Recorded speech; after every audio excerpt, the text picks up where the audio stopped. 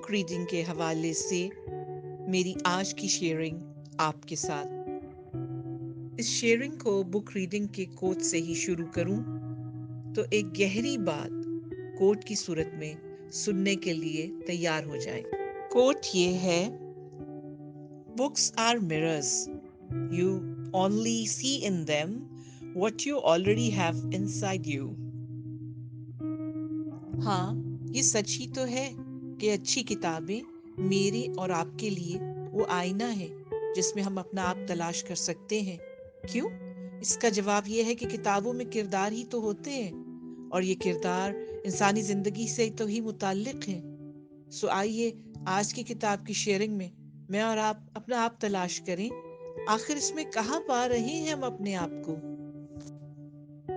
لیجئے اب اس مصنف کی آواز سنتے ہیں جو اس کے اپنوں کے لیے تحریر میں گونج رہی ہے۔ یہ تحریر ایک وصیت ہے جو دراصل ایک نصیحت ہے۔ مصنف لکھتا ہے: ہر کام اللہ کے لیے کرنا آسان ہوگا جب تم ہر وقت یہ یاد رکھو گے کہ یہ کام اللہ کے سامنے پیش ہوگا، اور اسی صورت میں قبول ہوگا کہ صرف اسی کی رضا جوئی کے لیے ہو۔ اس کے ساتھ اپنی نگاہ جنت اور جہنم پر بھی رکھو۔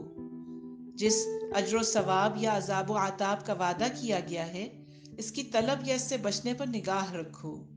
جنت کا لالچ اور نار جہنم کا خوف، یہ دو چیزیں بندگی کی راہ پر تمہارے دو مضبوط بازو ثابت ہوں گے۔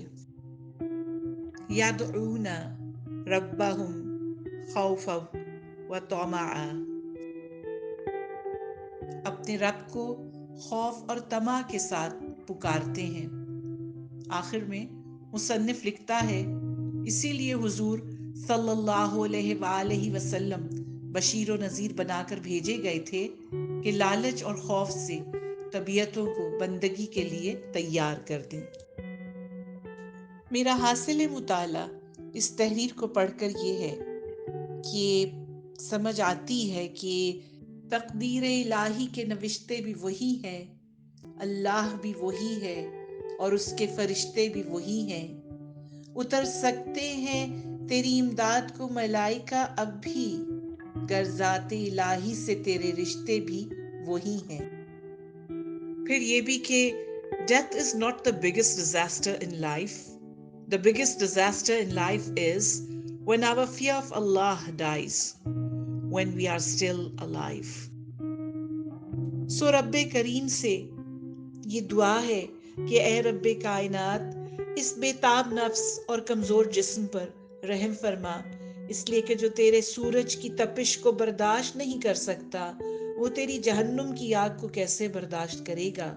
جو تیرے بادل کی گرج سے کانپ اٹھتا ہے، وہ تیرے غضب کی آواز کو کیسے سن سکتا ہے، کیسے پائے گا؟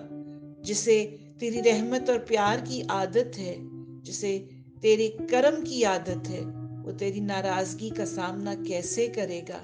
الہی میرے حال پہ رحم فرما، کرم فرما، مجھے صراط مستقیم پر چلا اور مجھ سے راضی ہو۔ آمین ثم آمین۔